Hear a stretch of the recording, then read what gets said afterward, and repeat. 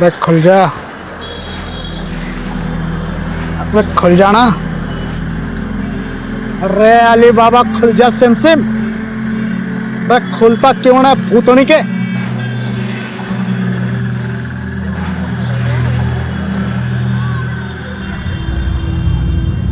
ले भाई, ABCD आयत त्रिभुज सब करके देख लिया, लेकिन इसका पैटर्न है ना मुझे याद नहीं आ रहा है। 2000 रुपये लगेंगे। चल खोल खोल। ठीक है।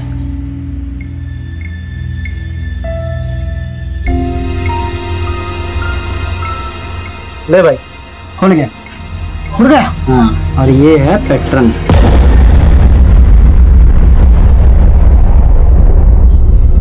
पापा, प्रथम बेटा, अच्छे बच्चे रोते नहीं। पापा कहाँ चले गए? बोलो ना दादी, पापा कब आएंगे? आएंगे बेटा, बहुत जल्दी आएंगे।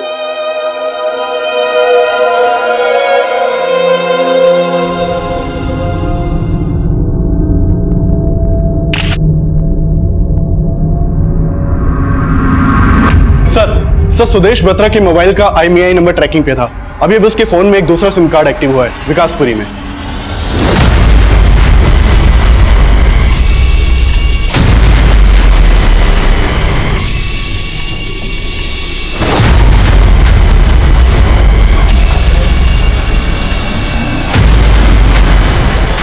क्या हो रही है?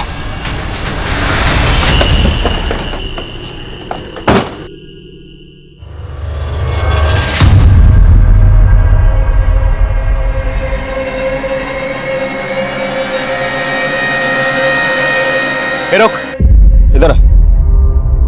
सुदेश कहाँ है? कौन सुदेश साहब? जिसका फोन तेरे पास है वही सुदेश। कौन सुदेश साहब? मैं नहीं जानता, ये फोन तो मैंने रास्ते में पड़ा मिला था साहब। नमस्कार, मैं सीनियर इंस्पेक्टर राजेंद्र सिंह आप सबका क्राइम पेट्रोल दस्तक में स्वागत करता हूं। सुदेश बत्रा देश के एक लीडिंग इंश्योरेंस कंपनी का रीजनल मैनेजर, एक मामूली अकाउंटेंट से रीजनल मैनेजर का सफर केवल 10 सालों में तय किया सुदेश बत्रा ने। Good morning. बैठिए। वैसे बहुत अच्छी बात है कि आप लोग फर्स्ट डे बिल्कुल टाइम पे आए। टाइम से याद आया, टाइम जानने का सबसे अच्छा तरीका क्या है? Sir watch. और ये वॉच जो मेरे कलाई पे है, इट्स वेरी एक्सपेंसिव, बहुत महंगी घड़ी है। और जानते हैं कि महंगी घड़ी मेरी कलाई पे क्यों है? क्योंकि मैंने समय देखते हुए कभी भी काम नहीं किया। जो लोग समय देकर काम करते हैं उनका अच्छा समय कभी नहीं आता।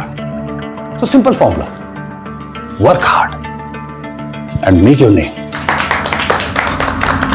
जो आदमी सुदेश बत्रा के फोन के साथ पकड़ा गया उसका नाम था राजवीर सिंह। राजवीर सिंह एक दिहाड़ी मजदूर था। उसका इतने बड़े एलीट ऑफिसर के साथ क्या वास्ता था, यह पता लगाना अब भी बाकी था। 10 अगस्त 2018 सुदेश बत्रा गायब होता है। सुदेश बत्रा मिसिंग केस के इन्वेस्टिगेशन के दौरान उसकी जिंदगी के पर्सनल और प्रोफेशनल कई पहलू हमारे सामने हैं।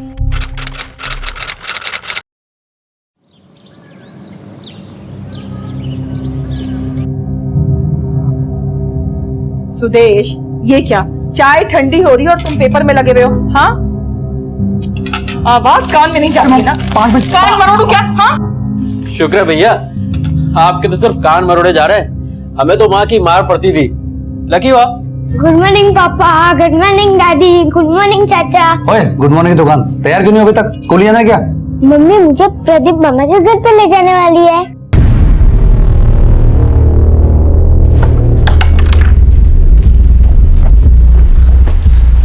अंजलि, तुम्हारा मूड बदला नहीं अभी तक? बदल तो तुम गए हो, इसलिए मुझे भी अपना रास्ता बदलना पड़ेगा, और ये घर भी। अरे यार, तुम क्या ये बेकार की बातें बोलकर घर का माहौल इस तरह से खराब कर रही हो? बेकार की बात है, जो बोल रही हूँ एकदम ठीक बोल रही हूँ मैं। ऑफिस के 25 लोगों को हैंडल करना आसान काम है, तुमको हैंडल करना इम्पॉसिबल है।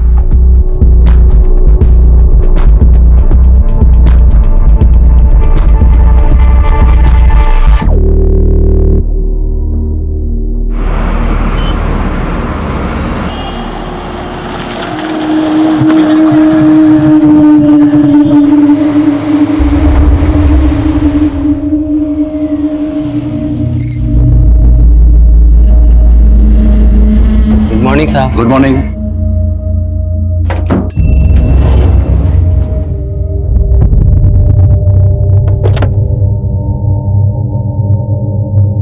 बाद में बात करती हूँ। Good morning. Good morning. Good morning. Sudesh, good morning. Sudesh, देखा तूने? डीएनपी के 20 कलीग्स इन्वॉल्व थे इस स्कैम में और उनके शेयर्स तो रोजाना गिर रहे हैं।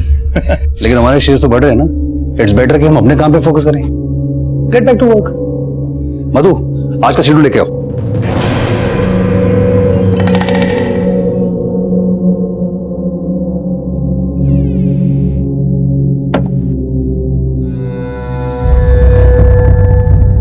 नौ बज गए, सुदेश अब तक घर नहीं आया है। उसको फोन लगा रही, फोन भी नहीं लग रहा उसका। तुम्हें कुछ बता के गया है कि वो आज लेट आने वाला है? नहीं मम्मी, मुझसे तो कुछ नहीं बोला उन्होंने।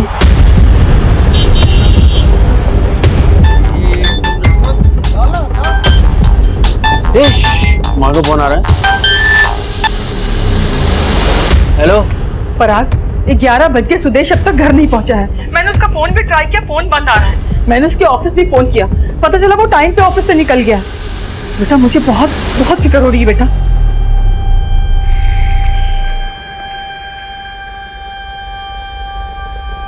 ये 12 बज गए, अब तक कहाँ?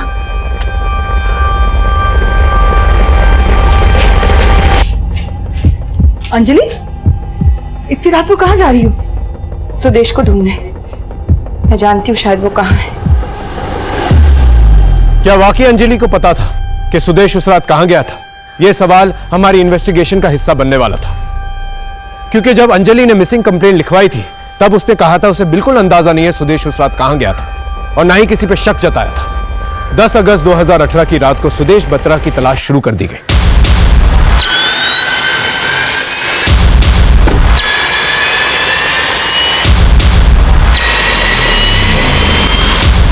उसका फोन हमारे सर्वेलेंस में था। उसे गायब होने का राज पता करने के लिए 11 अगस्त को हम उसके ऑफिस पहुंचे।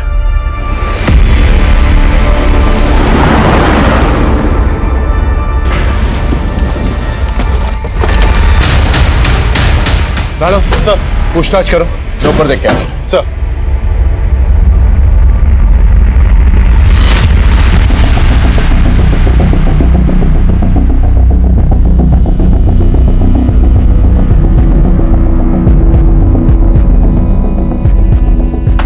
ये कौन है? राधिका सेन, क्रेडिट डिपार्टमेंट की हेड है। सुदेश सर और राधिका मैम अक्सर एक साथ ही निकलते हैं। अक्सर एक साथ ही निकलते हैं। सुदेश राधिका को ड्रॉप करता है? नहीं, राधिका मैम की खुद की गाड़ी है। ये राधिका का है? हाँ राणा। सर, पार्किंग लॉट में तो सीसीटीवी नहीं है। मैंने एग्जिट गेट के सीसीटीवी फुटेज चेक किए। सुदेश की गाड़ी यहाँ से 8 बजे निकली थी। ये सीसीटीवी फुटेज। लेकिन सर ये देखिए, ये सुदेश की गाड़ी है। ये 8 बजे यहाँ से निकली थी। जरा रिवाइंड करना। नजर जरा देख के बताना फुटेज। इसमें कहीं राधिका की गाड़ी नजर आती है? सर ये। Thank you very much. Thank you sir. 7:30 बजे राधिका और सुदेश पार्किंग लॉट में पहुंचते हैं और ठीक 7:40 को राधिका अपनी गाड़ी लेकर निकल जाती है और तकरीबन 20 मिनट तक सुदेश पार्किंग एरिया में ही रहता है। तो हो सकता है कि राधिका ही वो आखिरी शख्स हो जिसने सुदेश को आखिरी बार देखा। हाँ सर, कल सुदेश और मैं साथ में ही निकले थे। सुदेश ने बताया तुमसे मिलने के बाद वो कहां जाने वाला था? नहीं सर, बल्कि मैं खुद हैरान हूँ कि सुदेश अचानक से जा कहाँ सकता है। ऑफिस से निकलते वक्त क्या बातचीत हुई थी आप लोगों की? नथिंग स्पेशल, बस इधर उधर की बात है। कल तुम्हारी मीटिंग है एमडी के साथ? सुबह 11 बजे। Oh, let's meet tomorrow. Sure. Bye bye. आपके जाने के बाद सुदेश पार्किंग लॉट में 20 मिनट तक था। कहीं कुछ छुपा तो नहीं रही है? नहीं सर, जरूर सुदेश की वाइफ ने आपसे झूठ बोला होगा। कल आई थी वो मेरे घर। मैंने उसे कल भी क्लियर किया था कि सुदेश मेरे घर आया ही नहीं। अरे अंजलि, तुम यहाँ इस वक्त? सुदेश कहाँ है? सुदेश? मुझे क्या पता। बेडरूम में है ना? अरे Anjali, Anjali, how dare you!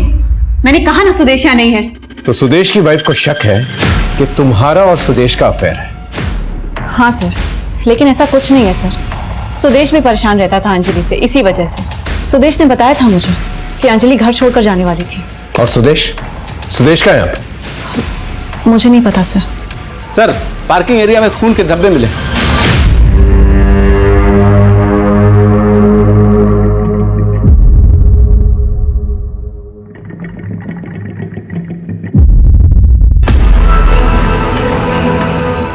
ये देखिए सर।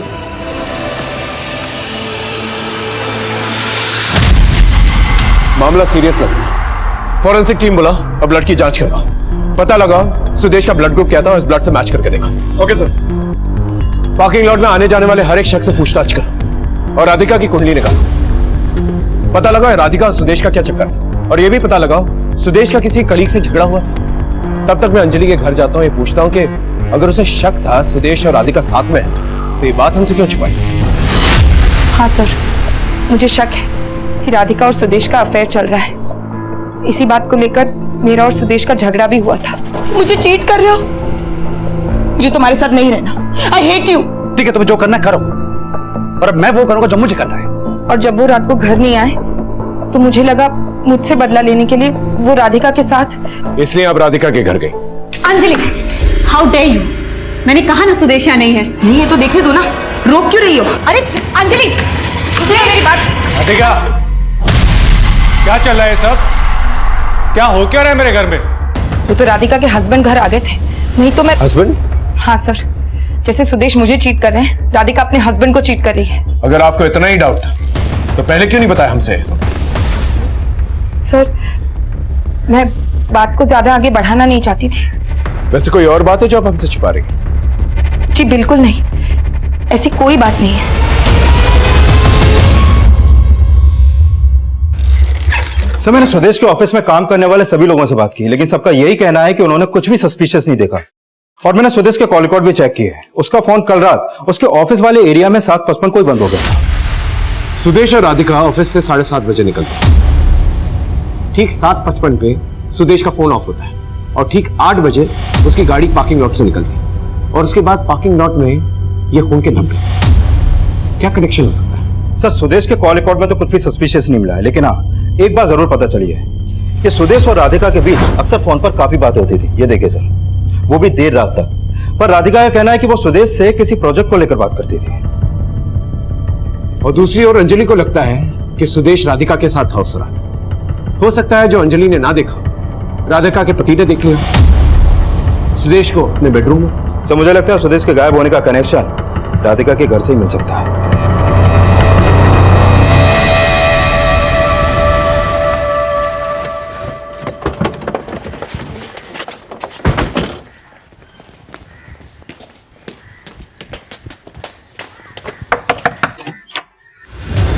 Search warrant.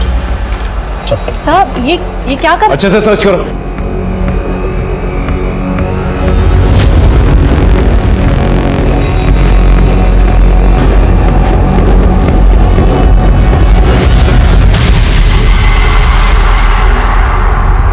राधिका के घर पे हमें कुछ सस्पिशियस नहीं मिला जो सुदेश की मौजूदगी साबित कर सके। पार्किंग एरिया में जो ब्लड हमें मिला था वो ब्लड सुदेश के ब्लड ग्रुप से मैच करता था, लेकिन अब भी किसी नतीजे पे पहुंचना संभव नहीं था। अब तक की इन्वेस्टिगेशन में सुदेश की पर्सनल लाइफ सामने आई थी, लेकिन अब भी प्रोफेशनल लाइफ के गड़े मुर्दे उखड़ने बाकी थे। जिस दिन सुदेश गायब हुआ था उसके अगले दिन ही उसकी अपनी कंपनी के एमडी से एक इंपॉर्टेंट मीटिंग थी। ये मीटिंग डीएनपी बैंक में हुए 2000 करोड़ के स्कैम के बारे में थी। जिस तरह से डीएनपी का रीजनल मैनेजर ये स्कैम के बाहर आने से पहले ही अंडरग्राउंड हो गया था, क्या उसी तरह सुदेश भी गायब हुआ था? सर, अगर ये सुदेश वाकई में कोई स्कैम करके गायब हुआ है तो वो ब्लड जो हमें पार्किंग में मिला उसकी क्या कहानी है? ब्लड ग्रुप तो सुदेश से ही मैच कर रहा है। जो बंदा हजारों करोड़ का स्कैम करवा सकता है उसके लिए एक गलत लीड तैयार करवाना मामूली सी बात है। या हो सकता है मामला बिल्कुल उलट हो। यानी स्कैम किसी और ने किया। आपका मतलब राधिका से तो नहीं? करेक्ट। राधिका क्रेडिट डिपार्टमेंट की हेड है। उसने शायद किसी को गलत लोन दिया और इस बात की भनक सुदेश को पड़ गई और इसलिए उसे गायब कर दिया गया। सर, सुदेश बत्रा के मोबाइल का IMEI नंबर ट्रैकिंग पे था। अभी अब उसके फोन में एक दूसरा सिम कार्ड एक्टिव हुआ है विकासपुरी में।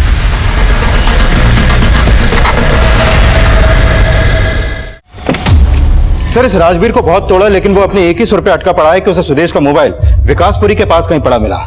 और सर, राजवीर के पास से एक और मोबाइल और 16,900 रुपए भी मिले हैं। साहब माना कि वो फोन मेरा नहीं है, लेकिन पैसे तो मेरे हैं ना साहब। वो फोन तो मुझे रास्ते में पड़ा मिला साहब, लेकिन पैसे मेरे कमाई के साहब, चोरी ना किया मैंने। बताओ साहब। अच्छा, क्या धंधा करता है? कुछ भी कर लेता हूँ साहब, जैसे कि पेंटिंग करना हो या माल यहाँ से वहाँ ले जाना हो, कुछ भी कर लेता हूँ साहब। साहब गरीब आदमी का बैंकों में पड़ा पैसा बड़े बड़े लोग उठा के ले जाते, उन्हें कोई नहीं धरता, लेकिन मैंने जमीन से पड़ा फोन क्या उठा लिया, आपने मुझे धर लिया साहब। साहब माँ कसम साहब, अगर मेरा फोन भी जमीन पर गिर जाए ना तो भी ना उठाऊं मैं इसके आगे साहब। पैर साहब, नौटंकी नहीं, नौटंकी नहीं।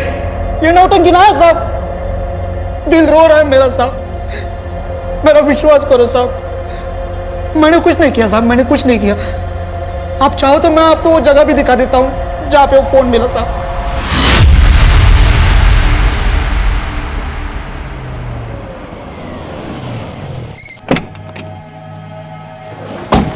बता, कहाँ मिला था? साहब आज सुबह जा रहा था तो यहीं पे पड़ा मिला वो मनोज फोन। यहाँ पर? जी साहब। यहाँ इतने लोग आते जाते हैं, किसी को फोन दिखाई नहीं दिया, सिर्फ तुझे ही दिखाई दिया। हमारी किस्मत खराब थी साहब, जो आपकी मार खाने वास्ते ये मनोज फोन उठा लिया मैंने साहब। पैर पड़ता हूँ साहब, मरने जाने दो साहब। मेरी बीवी घर पर इंतजार करती होगी, फैमिली वाला आदमी हो साहब, जान दो।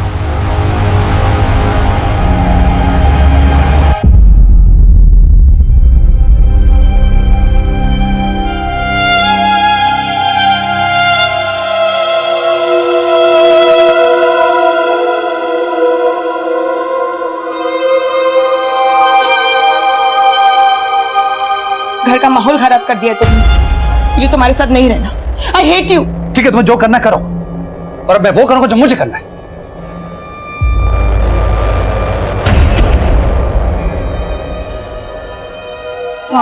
प्रथम, प्रथम यहाँ क्या कर रहे हो? खाना लगा दिया, चलो खाना खाते हैं। आप पापा से नाराज है इसलिए पापा चले गए ना? बोलो ना पापा कहाँ है? मुझे नहीं पता बेटा, लेकिन वो जल्दी आ जाएंगे। पहले आप खाना खाओ। पापा नहीं आते तब तक मैं खाना नहीं खाऊंगा। प्रथम जिद मत करो बेटा। अंजलि, प्रथम को तो तुम दिलासा दे रही हो, लेकिन तुम्हारे और सुदेश के बीच में इतना कुछ हो गया और तुमने मुझे बताया तक नहीं। मम्मी प्लीज, आप फिलहाल ये सब बातें मत कीजिए। अभी तो सिर्फ मैं ये चाहती हूँ कि सुदेश जल्द से जल्द सही सलामत घर वापस आ जाए। माँ नीचे पुलिस आई है, वो कह रहे हैं उन्होंने उस आदमी को अरेस्ट कर लिया है जिसके पास सुदेश भैया का फोन था। सर राजवीर के बारे में एक बात पता चली है। बिजवासन पुलिस भी राजवीर को ढूंढ रही है। बिजवासन थाने में उसकी मिसिंग कंप्लेंट फाइल है, ये देखिए सर 10 अगस्त की रात को जब राजवीर अपने घर नहीं पहुंचा तो उसकी बीवी ने उसकी मिसिंग कंप्लेंट फाइल करवाई थी।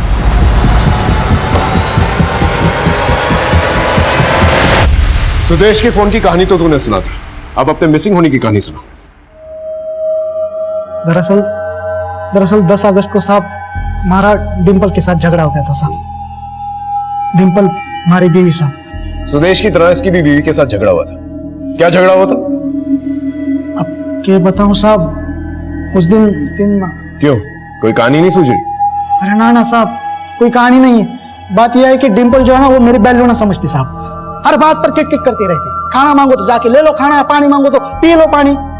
उस दिन ज्यादा गुस्से में आ गए साहब, इसलिए झगड़ा कर निकल लिया वहां से, और जानबूझकर साहब मैंने अपना फोन बंद कर दिया ताकि मेरे बिना हमारी फिक्र हो उसको, और वही हो गया साहब। मेरे जाने के बाद हमारी फिक्र हुई उसको, इसलिए तो उसने रपट लिखवा दी साहब। मैंने जाने दो साहब, घर पे डिम्पल मेरा इंतजार करती होगी साहब, जान दो। बेटा तू जितना ऊपर है ना उतना नीचे भी अच्छी तरह से समझना है हम लोग। 10 अगस्त को जानबूझ के फोन बंद किया था ना ताकि सुदेश को उठा सके, और मिसिंग कंप्लेंट का भी आइडिया तेरा ही था।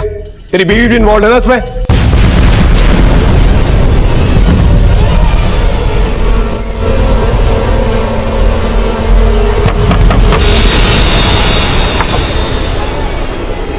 डिम्पल जी। पूरा घर सर्च करो। अरे सब कहाँ जा रहे हो? अंदर कहाँ जा रहे हो? अरे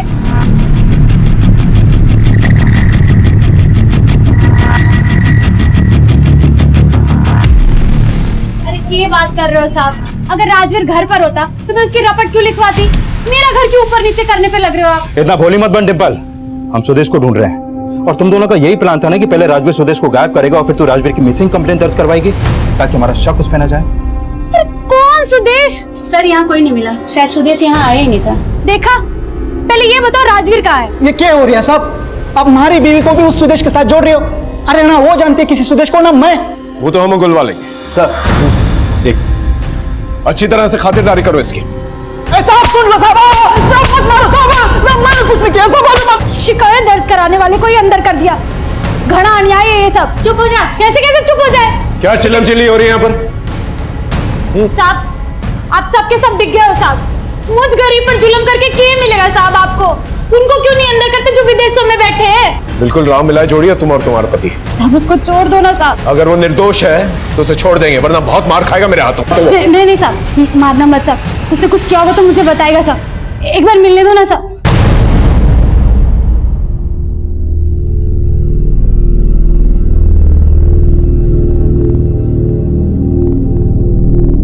टिम्पू 5 मिनट है तेरे पास, जो बात करनी है कर ले। क्या भसड़ मचा रखी है तन्ने? पहले मेरे गहने गायब कर दिए, अब आदमी गायब कर दिया। अरे बस कर टिम्पू यार, बस कर। तन्ने के लागे से मैं ऐसा कुछ कर सकता हूँ क्या? मारी मती मारी गई थी, जो रास्ते में पड़ा वो फोन मैंने उठा लिया और फंस गया यार। लेकिन इन लोगों ने मैंने बहुत मारा टिम्पू, बहुत मारा मैंने यार। मैंने कुछ नहीं किया है टिम्पू, तारी कसम मैंने कुछ नहीं किया। रोता क्यों? रोता, हमने कुछ ना किया ना, हमें कुछ ना होगा। I love you Timpu, I love you यार। हमें दोनों मियां बीवी पे शक था, लेकिन उनका कोई कनेक्शन सुदेश से नहीं मिल पा रहा था। और तभी सुदेश की गाड़ी नजफगढ़ में मिली और गाड़ी मिलने के बाद यह साफ हो गया कि सुदेश के साथ कुछ भयानक हुआ था।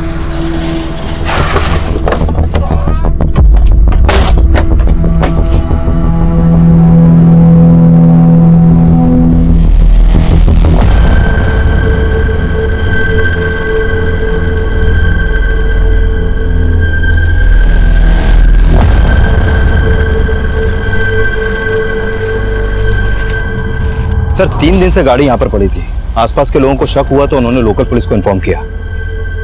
गाड़ी में खून के धब्बे और ये चाकू। फॉरेंसिक टीम को बुलाओ, ब्लड की जांच करो, गाड़ी और चाकू की भी जांच करो, शायद कोई फिंगरप्रिंट्स मिल जाए। अगर राजवीर ने सुदेश का खून किया है तो उसके फिंगरप्रिंट्स पे होने चाहिए। सर राजवीर बोल रहा था उसे सुदेश का फोन विकासपुरी में मिला है और सुदेश की कार यहाँ नजफगढ़ में। सर जरूर ये राजवीर हमें घुमा रहा है। राजवीर पे हमें शक तो था, लेकिन एक मामूली दिहाड़ी मजदूर का इतने बड़े ऑफिसर के साथ क्या कनेक्शन था, ये हम समझ नहीं पा रहे थे। हो सकता था राजवीर को सुपारी मिली थी सुदेश को गायब करने के, लेकिन ये एक ऐसी थ्योरी थी जिसे सच साबित करने के लिए हमारे पास कोई भी ठोस सबूत नहीं था। इसीलिए हमने इन्वेस्टिगेशन की दिशा बदली और हमने सुदेश की फैमिली और उसके ऑफिस के लोगों को खंगालना शुरू किया। सुदेश एक जिम्मेदार बेटा था और अच्छा पिता भी, लेकिन उसकी बीवी अंजलि के साथ उसका रिश्ता ठीक नहीं था। अंजलि पे हमें शक था। राधिका और मेहुल भी हमारी रेडार में थे, लेकिन जैसे जैसे इन्वेस्टिगेशन आगे बढ़ती गई हमें पता लगा कि सुदेश के ना चाहने वाले उसके ऑफिस में कम नहीं थे। ये क्या सचिन, तुम्हारे टारगेट्स पूरे क्यों नहीं हो रहे? सर मैंने 200 से भी ज्यादा क्लाइंट्स को कॉल किए हैं, 4-4 बार किए हैं sir. I did my best sir. किसी का फेलियर उसका बेस्ट नहीं हो सकता। आप सभी को ये प्रॉब्लम है कि 200 क्लाइंट को कॉल किया, 2000 क्लाइंट को कॉल कीजिए। अगले महीने के रेगुलर टारगेट के साथ साथ इस महीने का डेफिसिट भी पूरा करना है। Okay sir.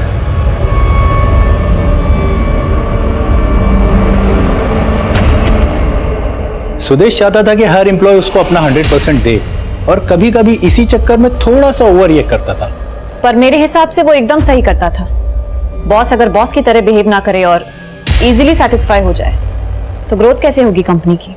लेकिन सर परफॉर्मेंस प्रेशर की वजह से काफी एम्प्लॉय ज्वाइन करने के कुछ महीने बाद ही जॉब छोड़ दिया करते थे।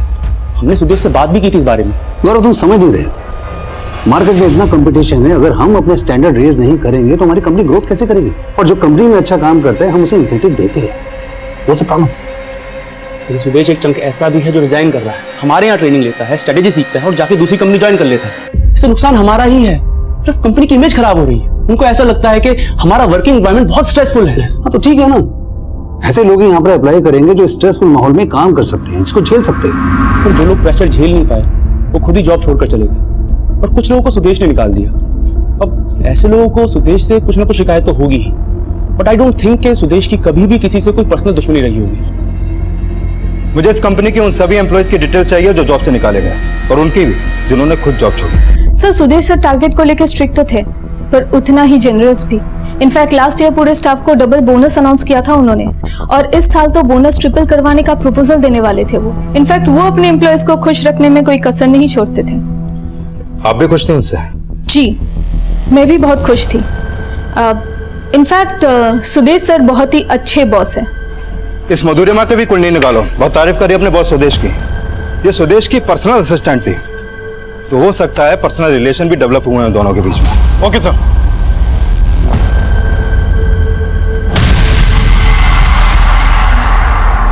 प्रथम बेटा मत रो, पापा आ जाएंगे थोड़ी देर में बेटा।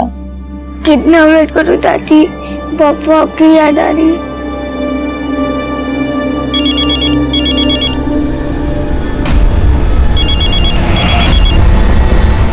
हेलो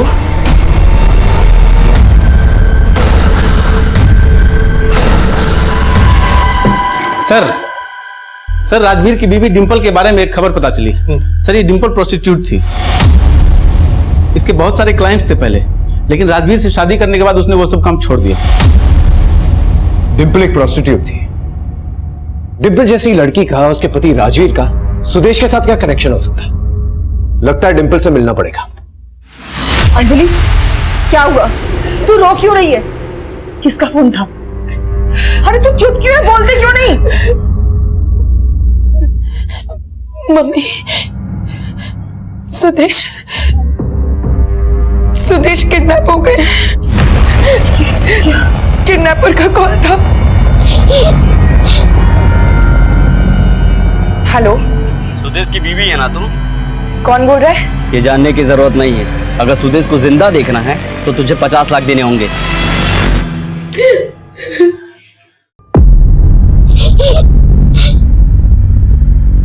हाँ साहब, धंधा करती थी मैं पहले, लेकिन वो काम मैं मजबूरी में अपना पेट पालने के लिए करती थी साहब। बचपन में ही मैं अनाथ हो गई और मेरे मामा ने मुझे बेच दिया। लेकिन राजवीर मेरी जिंदगी में आया तो मैंने वो सारा काम छोड़ दिया था साहब। जब तू धंधा करती थी तब तो सुदेश आया होगा तेरे पास। कौन सुदेश साहब? मुझे नहीं मालूम। मेरे लिए तो सब कुछ राजवीर ही है। बहुत प्यार करता है राजवीर मुझसे साहब। मुझसे शादी करने के लिए उसने अपने बाप तक से बगावत कर दी थी। उसका बाप कहाँ है? पता नहीं साहब। मुझसे शादी करने के बाद राजवीर के माँ बाप ने उससे सारे रिश्ते नाते तोड़ दिए साहब। जिस आदमी ने मुझे उस दलदल से निकाला, जिसने मुझसे शादी तक की साहब, वो इतना बुरा काम नहीं कर सकता साहब। सर जिन एम्प्लॉयज ने सुदेश की लीडरशिप में रिजाइन किया उनमें से ये नीरज दहिया भी है। सर ये नीरज और सुदेश कभी बहुत अच्छे दोस्त हुआ करते थे। 2 साल पहले ये दोनों ही रीजनल मैनेजर के दावेदार थे, लेकिन कंपनी ने चुना सुदेश को। सर ये सुदेश के रीजनल मैनेजर बनने के बाद नीरज ने उस कंपनी से रिजाइन कर दिया और डीएनपी इंश्योरेंस कंपनी यानी राइवल कंपनी को ज्वाइन किया। और इतना ही नहीं सर, सुदेश की कंपनी से जाते जाते नीरज वहां के कुछ टॉप परफॉर्मर्स को भी अपने साथ ले गया और उस कंपनी के कई क्लाइंट्स को भी। उसके बाद सुदेश को पता चला कि नीरज के अप्रूवल पर 5 करोड़ का लोन सैंक्शन हुआ था, वो भी फेक डॉक्यूमेंट्स पर, और जिसको लोन दिया गया था वो फरार था। ये क्या है राधिका? तुमने ये देखा कैसे नहीं? क्रेडिट डिपार्टमेंट की हेड हो तुम। प्रॉपर पेपर वर्क के बगैर ये लोन सैंक्शन हुआ कैसे? सॉरी सुदेश, लेकिन नीरज ही डील कर रहा था। उसका कहना था कि क्लाइंट उसकी पहचान का है। उसने मुझे धोखे में रखा, मैं क्या करती। I am so sorry. फिर सुदेश ने लीगल एक्शन लिया और फ्रॉड के केस में नीरज को अरेस्ट करवाया। नीरज की गिरफ्तारी की वजह से डीएनपी कंपनी ने भी उसे जॉब से निकाल दिया। सर नीरज अभी 6 महीने पहले ही जेल से रिहा हुआ है, लेकिन पता चला है कि सुदेश के गायब होने से पहले, मतलब 1 हफ्ता पहले, वो दुबई शिफ्ट हो गया था। इस नीरज का बदला लेने का मोटिव तो बनता है।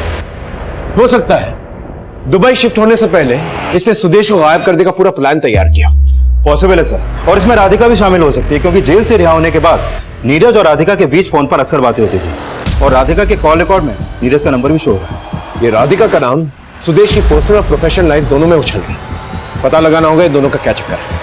अंजलि, पुलिस को सुदेश की गाड़ी मिली है और उनका कहना है कि उसमें जो खून लगा है वो सुदेश के ब्लड ग्रुप से मैच हो रहा है।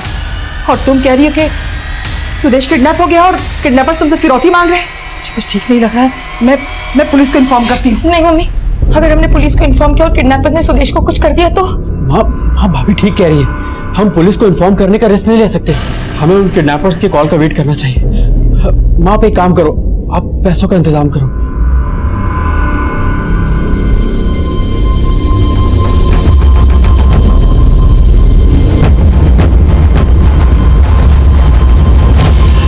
सुदेश की बीवी का कहना है कि सुदेश का अफेयर था तुम्हारे साथ। तेरी नीरज का क्या चक्कर है? आप ऐसे ही मेरे कैरेक्टर पे उंगली नहीं उठा सकते। उंगली तो पहले से उठ रही है मैडम आप पर। अब आप ये बताइए, सुदेश के गायब होने से एक हफ्ता पहले नीरज दुबई चला जाता है, उसका क्या कनेक्शन है आपके साथ? आप मुझ पर बेकार में ही शक कर रहे हैं सर। तो फिर कंपनी छोड़ने के बाद भी नीरज तुम्हें फोन क्यों किया करता था? क्योंकि उसके साथ मिलकर मैं सुदेश को मारने की प्लानिंग कर रही थी, इसलिए।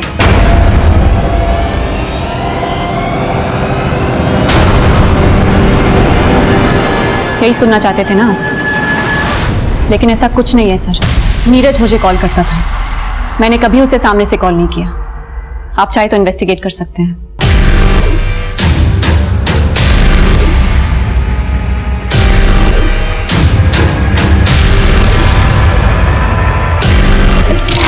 सर, राधिका के खिलाफ तो कुछ नहीं मिल रहा और नीरज को दुबई से यहाँ बुलाने के लिए एम्बेसी से बात चल रही है। लेकिन सर एक बात तो पता चली है, नीरज को अरेस्ट करवाने के बाद सुदेश ने अपनी कंपनी में एक नई पॉलिसी बनाई जिसमें कंपनी के हर एम्प्लॉय को एक बॉन्ड साइन करना था। कैसा बॉन्ड? अगर कंपनी का कोई भी एम्प्लॉय जॉब छोड़ के जाता है तो वो कंपनी के किसी भी एम्प्लॉय या किसी भी क्लाइंट को अपने साथ नहीं ले जा सकता, ताकि एम्प्लॉय कंपनी छोड़ने की हिम्मत ही ना करे। Right sir. कंपनी के कई एम्प्लॉयज को बॉन्ड का आइडिया अच्छा नहीं लगा सर। और सर ये भी पता चला है कि इसी दौरान उसी कंपनी में काम करने वाले अक्षय और गौरव को भी बाहर से जॉब के काफी अच्छे ऑफर आए, लेकिन इस बॉन्ड के चलते ये लोग जॉब स्विच नहीं कर पाए। सर सुदेश की गाड़ी में जो चाकू मिला था उस पर किसी के फिंगरप्रिंट के निशान नहीं मिले, लेकिन सुदेश की गाड़ी की सीट पे जो उंगलियों के निशान मिले थे वो राजवीर के फिंगरप्रिंट से मैच करते हैं।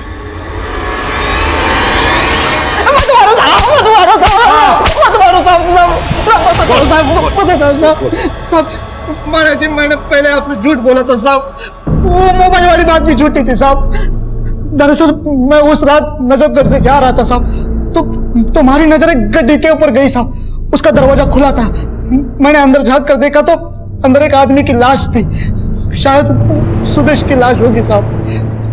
तूने मारा था उसे? नहीं साहब, मैंने नहीं मारा था साहब, वो तो पहले से मारा पड़ा हुआ था साहब। उसका चेहरा भी बिगाड़ दिया था साहब, पहचान नहीं आ रहा था। मैं तो सिर्फ उसकी महंगी घड़ी, चेन और मोबाइल के लालच में आ गया साहब। मैंने वो चेन, घड़ी, मोबाइल अपने पास रख लिया और फिर मैंने सोचा कि गाड़ी भी चुरा लेता हूँ, इसलिए पहले बॉडी को ठिकाने लगाने ले गए साहब।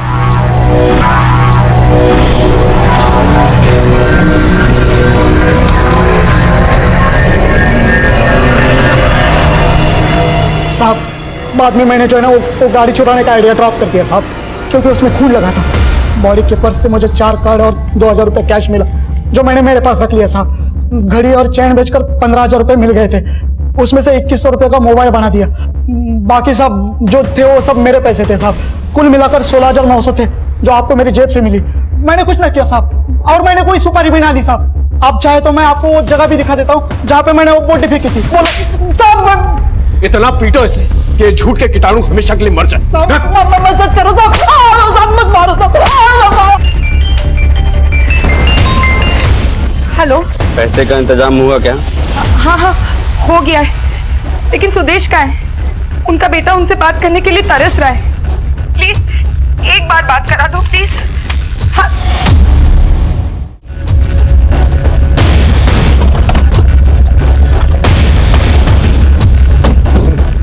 बता साहब, यही फेंकी थी मैंने वो लाश। आसपास देखो।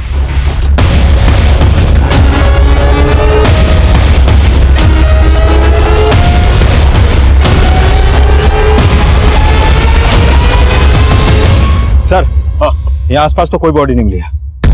माँ कसम साहब, मैंने यही फेंकी थी बॉडी। तुझे मार कर यही गाड़ दूंगा, समझा? साहब मेरा यकीन करो साहब, मैं झूठ नहीं बोल रहा हूँ साहब। लेके जाओ उसे। अरे मेरी बात तो सुन लो साहब। अरे मैं एक नंबर का झूठा है, लेकिन फिर भी चांस नहीं लिया जा सकता। लोकल पुलिस से पता करो कोई बॉडी मिली उन्हें, और सुनार से भी पूछो जिसने घड़ी और चेन खरीदी इससे।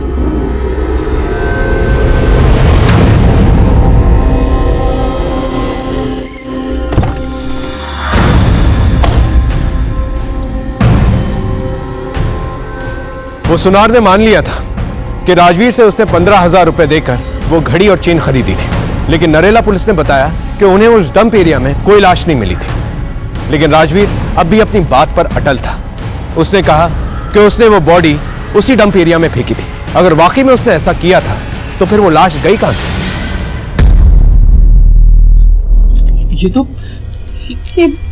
ये भी मेरे बेटे सुदेश की है। क्या हुआ सुदेश को?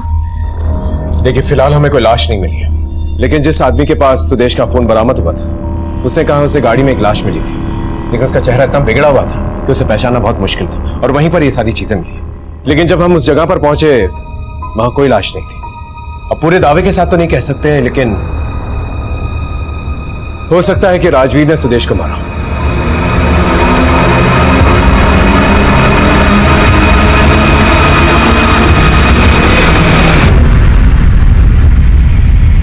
पुलिस को शक है कि सुदेश का मर्डर हो चुका है, और तेरा कहना है कि किडनैपर सुदेश को वापस करने के बदले पैसे मांग रहे हैं। हाँ, कहीं तू हमें पागल तो नहीं बना रही ना?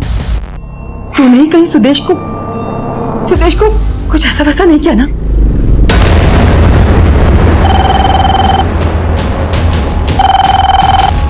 हेलो,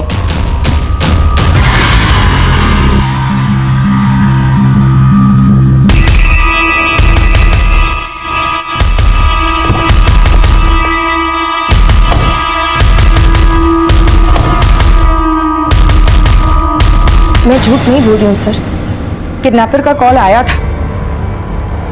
मैं डर गई थी। उन्होंने मुझे धमकी दी थी कि अगर मैंने आप लोगों को कुछ भी कहा तो वो सुदेश को। लेकिन आपके सास और देवर का कहना है कि किडनैपर्स का फोन एक नाटक है। मैं जानती हूँ सर, मम्मी को मेरी बातों पर भरोसा नहीं है, लेकिन मैं सच कह रही हूँ। किडनैपर का कॉल आया था और उसने मुझे कहा सुदेश जिंदा है और उसके कब्जे में है।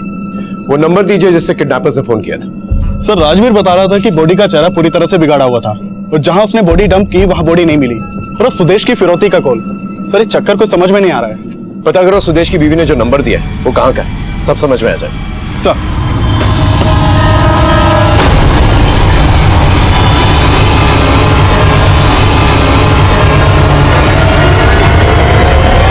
हाँ देते बोलो। सर जिस पीसीओ से अंजलि को फोन किया गया था उसका पता चल गया है। यहाँ आसपास कहीं सीसीटीवी भी नहीं है। पीसीओ के ओनर को मैंने सारे संदिग्धों की फोटो दिखाई, लेकिन उसने किसी की पहचान नहीं की। उस पीसीओ के आसपास के एरिया को चेक करो, और ये भी पता करो कि वाकई में अंजलि को उस पीसीओ से किडनैपर्स के फोन आते थे या ये सब एक कहानी। हमने उस पीसीओ के आसपास सभी रास्तों पे पूछताछ की, और पास की एक दुकान में सीसीटीवी में हमें राजवीर की पत्नी दिखाई दी एक और आदमी के साथ।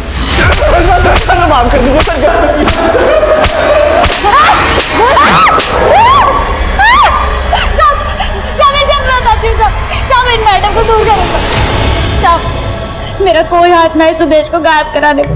मैं तो बस अपने पति को बचाने के लिए फिरौती के फोन करा रही थी अपने पुराने दलाल गफूर से साहब।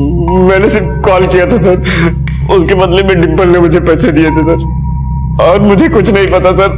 मैंने ये सब इसलिए करा है साहब ताकि आप लोग राजवीर पर शक न करो और आप लोगों को लगे कि सुदेश जिंदा है साहब। तेरी बीवी ने ली थी ना सुपारी सुदेश को मारने के लिए, और उसी ने कहा था तुझे सुदेश को मारने को। ना साहब, हमारी बीवी को छोड़ दो साहब, उसने कुछ ना किया साहब, यही सच है।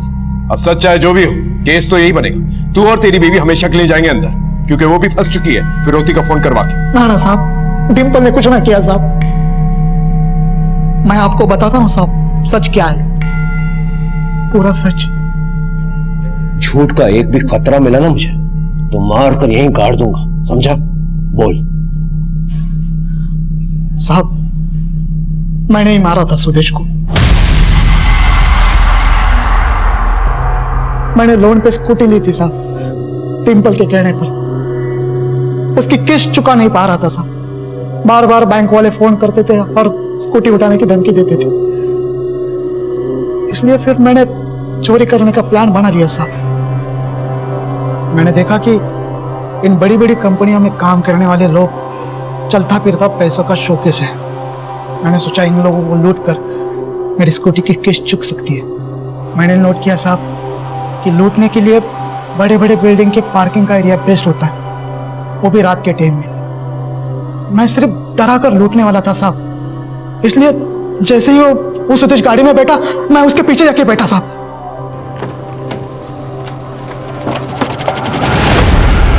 जाएगी। चुपचाप से अपना कीमती सामान निकाल, समझना? कुछ होशियारी मत करना। मेरा चाकू से उसका गला कट गया। फिर वो चिल्लाकर भागने लगा साहब। वो भागने लगा तो मैं भी उसके पीछे गया और वो चिल्लाने लगा। उसके बाद फिर मैंने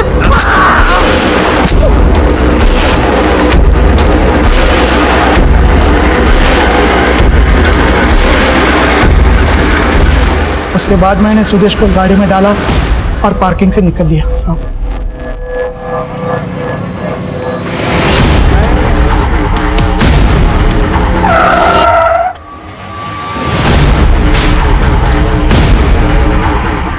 उसका सोने का चैन, घड़ी, मोबाइल सब मैंने मेरे पास रख लिया साहब।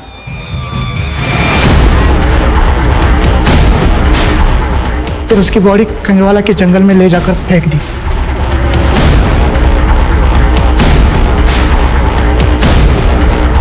उसके बाद पत्थर से उसका चेहरा बिगाड़ दिया।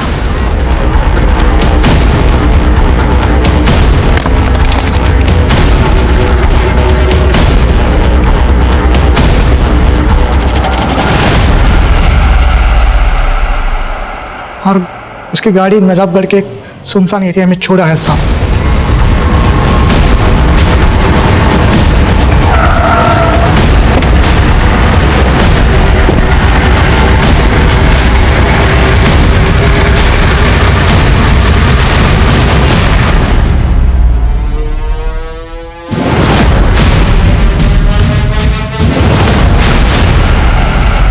सर, डीएनए से कंफर्म हो गया है कि वो लाश सुदेश की है। और हाँ सर, उसका गला काटा गया और 13 बार स्टेबिंग भी हुई है। तुम्हें ये बात हजम हो रही है?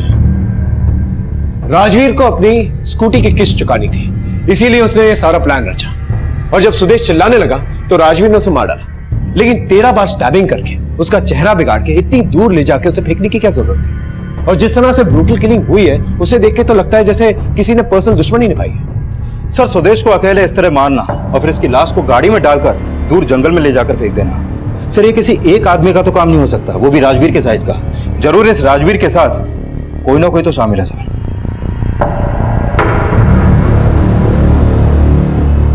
इस बार मैंने पूरा सच बोला है साहब, हमारे डिंपल की कसम साहब। मैंने ही मारा था सुदेश को, यही सच है, यही सच है साहब।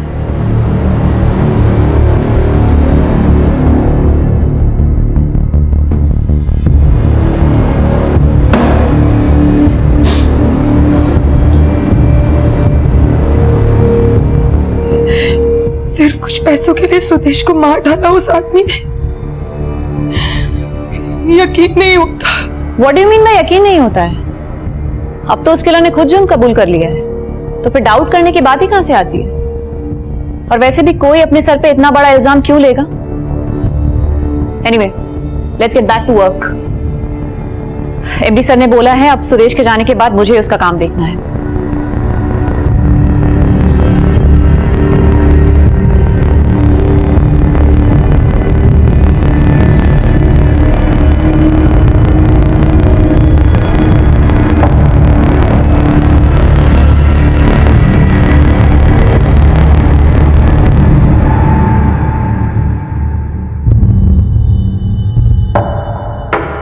Sudesh Batra murder case solve हो चुका है। कातिल का कन्फेशन ही हमारे लिए सबसे बड़ा सबूत था। राजवीर ने कबूल किया कि वो बिजनेस कॉम्प्लेक्स में आया जाया करता था ताकि किसी अमीर आदमी को वो फांस सके और उसे अपना शिकार बना सके। लेकिन ताज्जुब की बात यह थी कि इस हाईली सिक्योर्ड एरिया में किसी ने उसे आते जाते नहीं देखा और इसी का फायदा राजवीर ने उठाया और एक पार्किंग लॉट को अपनी लूट का ठिकाना बनाया। यह नामुमकिन सी बात थी कि सीसीटीवी कैमरा पे राजवीर को किसी ने आते जाते ना देखा, लेकिन एक अनजान आदमी की ट्रेसपासिंग को पूरी तरह से नजरअंदाज किया गया और इस दस्तक को नकारा गया और अंजाम एक निर्दोष को भुगतना पड़ा। हालांकि केस सॉल्व हो चुका था, लेकिन ऐसे कई सवाल थे जिनके जवाब अभी तक नहीं मिले थे। कुछ ऐसे सिरे थे जो एक दूसरे से जुड़े नहीं थे। कभी कभी कुछ केसेस ऐसे भी होते हैं जो एक ऑफिसर को पूरी तरह से संतुष्टि नहीं दे पाते। ये वो लकीर होती है जो सच और संभावित सच को अलग करती है। इस केस को आपके सामने लाने का मकसद सिर्फ यही है कि आप सच और संभावित सच के फर्क को समझें और इसके भ्रम से भ्रमित होने से बचें, क्योंकि मकसद बताना नहीं, बचाना है। जय हिंद।